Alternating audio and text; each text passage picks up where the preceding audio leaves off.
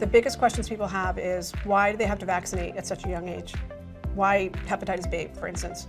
Why can't they delay the schedule?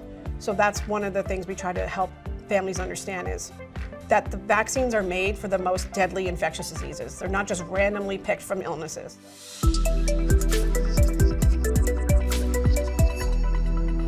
Hi, I'm Ayman Chit. I'm with Sanofi Vaccines, and I head up our Medical Affairs Department in North America. And I'm here with Amy Pisani. How are you, Amy? I'm great. Thanks for asking. Amy, I know you very well. Do you want to introduce yourself to the audience? Sure. So I'm Amy Pisani. I'm the CEO of Vaccinate Your Family, and we are an organization that will celebrate 35 years in 2026. And I have been there for 26 years myself. Amazing, Amy. We want to hear a little bit about your priorities and your organization priorities. So our mission at Vaccinate Your Family is to ensure vaccination of people of all ages for every vaccine under the sun. And so our mission stays the same, but our strategic priorities are focusing a little bit more on enhancing collaborations. So we're working with trusted messengers, all those folks who came to the table during the pandemic who may not do vaccines all the time, but are essential. Maybe they're in a community that's high risk, or they're in a disease state that really truly needs vaccines because they're at higher risk if they contract a vaccine-preventable disease. So that's one of our big priorities, so strategic partnerships. The second one is really telling those advocate stories. You call them patients, we call them advocates because we're trying to make them not be patients ever, because we know vaccines can save their lives. And so we're bringing those patient stories together, the advocates up there to the Capitol Hill, and we're having them reach out to their legislators to really talk about why vaccines matter, what happened to their families when their child, their loved one didn't get vaccinated or contracted a vaccine-preventable disease. And then our third area is really increasing vaccine confidence. And so we're going back to basics. We know that people are always on a different journey for vaccines. You may have never really thought about it because you were just going about your daily life. Maybe now you're a parent and you're about to start the journey.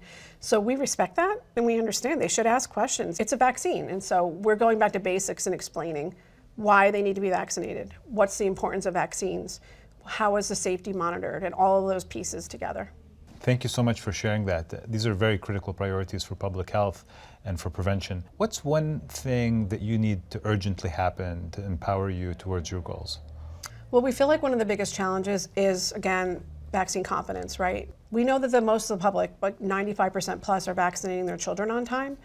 But again, they're all at a different point in their journey, and we don't want to slide back. And so if there's a reduction in public confidence in vaccines, we know that could result in a child dying, an adult dying. And so that's our biggest challenge right now, is trying to counter misinformation on vaccines.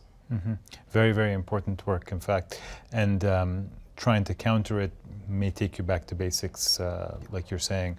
So can you maybe expand a little bit on that? What are some of the actual facts that you're trying to work with, and some of the misinformation that you're trying to counter? So we, first of all, have a huge social media following, and we have a list of the most asked questions, and we help share that with our partners as well. The biggest questions people have is why do they have to vaccinate at such a young age? Why hepatitis B, for instance?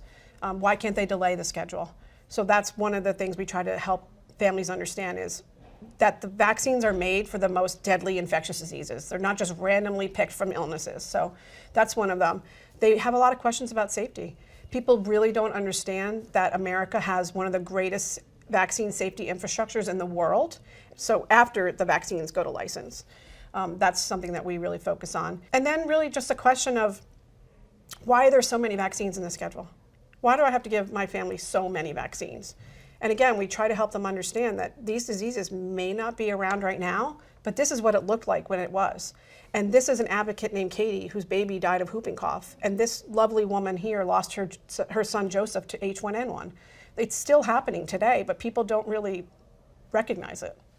Yeah, thank you for that. And in fact, I really enjoyed your comment about the infrastructure that's available in the United States being some of the most advanced infrastructure in the world to monitor vaccine safety. And it's probably even just going to get better if we keep adding to it through artificial intelligence and other methods that are on the horizon. And certainly this country is a fast adopter of all of that. Okay, I have another question for you. So who are you talking to? Are you talking to the community? Are you talking to other segments? Who are you talking to? So we have a three-pronged approach. We work with the media. We've been working with the media for decades.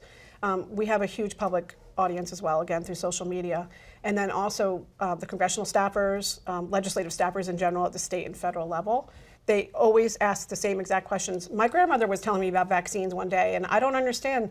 She was making sure I got my HPV vaccine. Why did I need that? So it's, again, going back to basics with all of these different groups. And a really big one is vaccines and autism.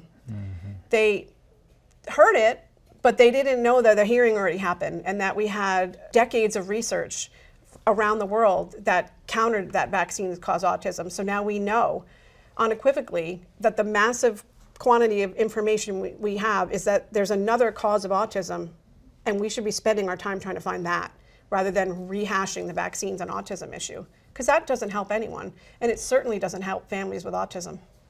You're almost going back to that whole difference between causation and correlation. My son in grade 8, they had a chapter in their math book about causation versus correlation. I was more excited than him to get into that, but it's ever so more relevant today.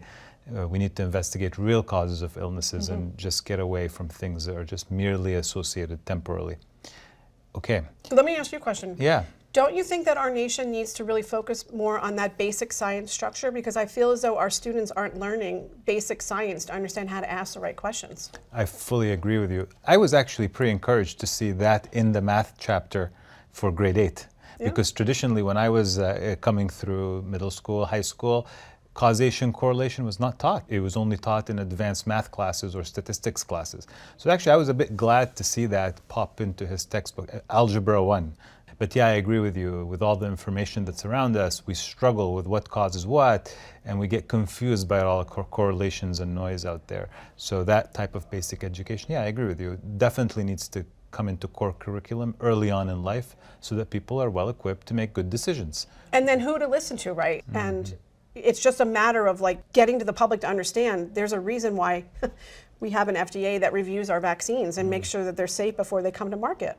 In a new world of media, because ideas today transmit very quickly all over the world, and the simple, catchy ideas can go very, very far, even if they're wrong, even if they're very wrong. So we need to bring people back to the basics, I guess is what you're saying, and actually be active in the new media and make our messages about science, even though it could be a little bit dull and boring. I had to work on my grade 8 boy to get him focused on why causation versus correlation was interesting. How can we make it go viral? Because it needs to go viral in the new media platform.